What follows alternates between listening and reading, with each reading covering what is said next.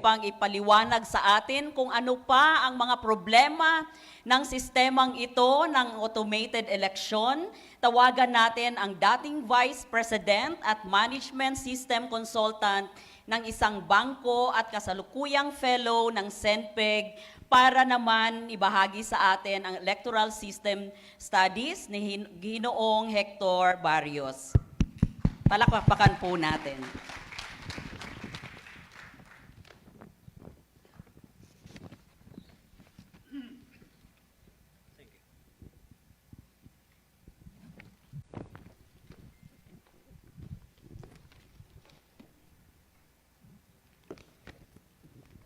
Good afternoon, everyone. Ang aking pong working experience, I have working experience as the head of operations of a bank, a fairly sizable bank. Kaya ang punta de vista ko is the management of systems from a broad perspective. No? Kasi nandun ako sa taas. No? And I believe that it is best to approach our automated election issues from a broad perspective.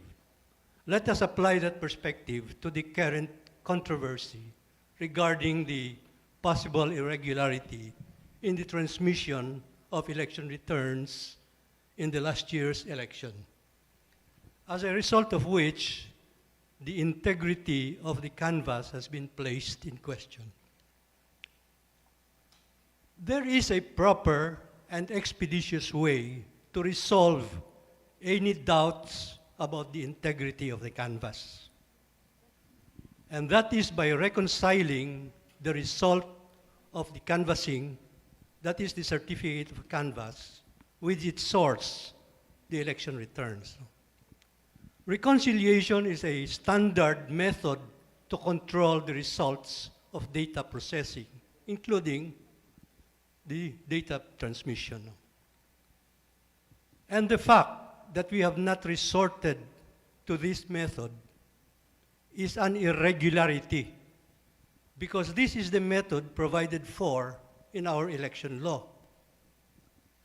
I refer to Section 19 of Republic Act 9369. I wonder if we can project it. Here, Section 19 calls for the preparation of election returns in multiple copies. Part of it is Section 19A, which calls for the election returns for the presidential. No? In that section, 30 copies are required for preparation. No? And kinaklasify ko lang rito because I would like to discuss or annotate this. No?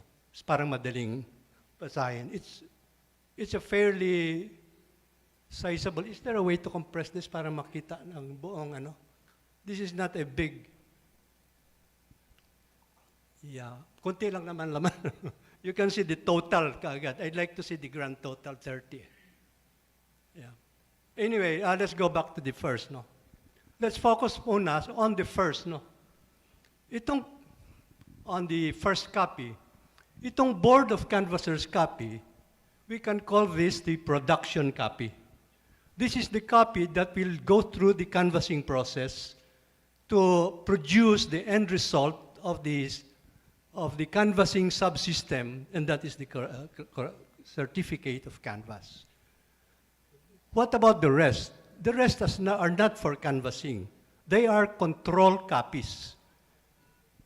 They are the copies that can be used to verify kung tama or not yung certificate of canvass.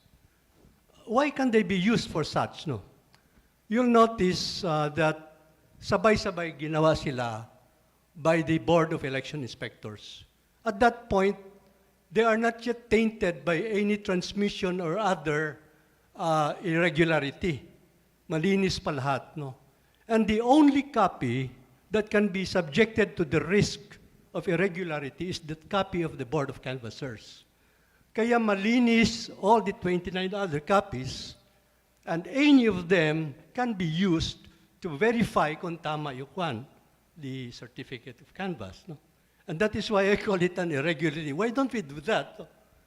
In fact, that practice should be done immediately upon any question about the canvas, parang hindi na lumaki yung problema. The moment there is any question about the canvas in a particular municipality, dito na kagad dapat checkin kung tumatama. So I recommend that yung mga holders of these control copies, I hope that they will take the initiative to run their respective copies. Maganda sana kung there are more than one, several of them together, and if they can do that publicly, then mapapalagay ang publiko. Sa ngayon, the public is not settled, no?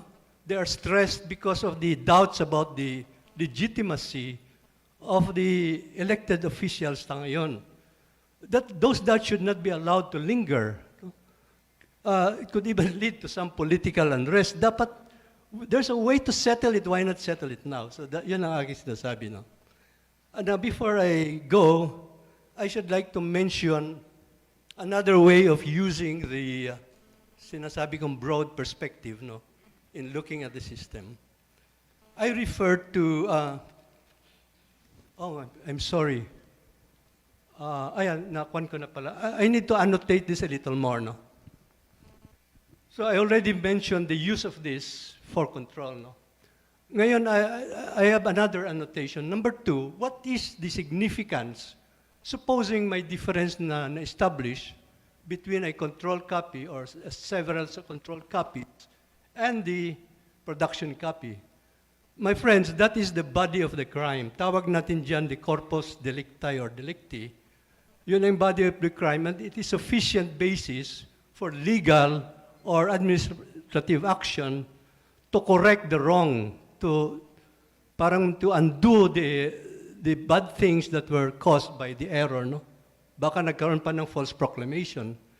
Basis na yon kasi makita mo ng maliwanag, no? But we say, but there are other investigations, no? The forensic investigation into the transmission, etc., no? Mahalaga rin mga yon because they can establish 3 things, no? They can establish the existence or presence of irregularity in the conduct of the election process or the canvassing process. Number 2, they can establish how it was done. And number 3, they can establish who the culprit was, no? And therefore, appropriate action can be taken from the findings of those 3 investigations. So, I shall now, pinahabol ko it, I closed na kaagad.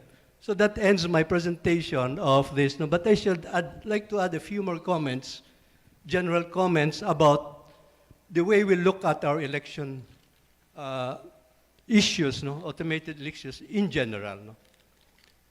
When our voting system was automated, the machine took over the act of election.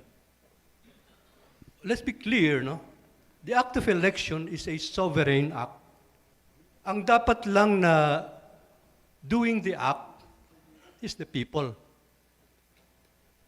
So from the one doing the act, or let's say we are the player, we became a spectator.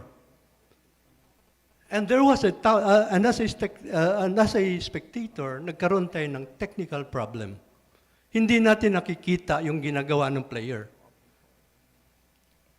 So since tinatanggap na natin na nagbago na yung ating role, spectator na lang tayo, we define the problem as a lack of transparency. Because being spectators, hindi na natin makikita. But I for one, believe na we should not accept that we have become a spectator.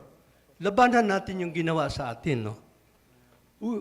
We should call out, number 1, the violation of the highest principle of our sovereignty, of our democracy, no? The sovereignty of the people. Number 2, the desecration of the act of election. And number 3, the disempowerment of the people. And it is only proper to ask, I believe, no? To ask, saan ang ating mga constitutionalists? Saan ang mga legal profession natin? The bar associations, the faculties of law of our universities. Saan ang mga scholars of our system, our political system, the experts? Bakit ang lumalaban are the heroes natin are the technical people because they saw the technical problem, no, but there is a bigger problem, the problem of the violation of the highest principle of our democracy. Where are the defenders of our democracy? No? They should help out in the effort to restore our sovereignty in our elections.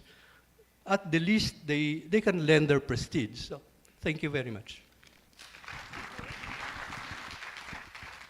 Bunyog, bunyog, halikan na kasama ka.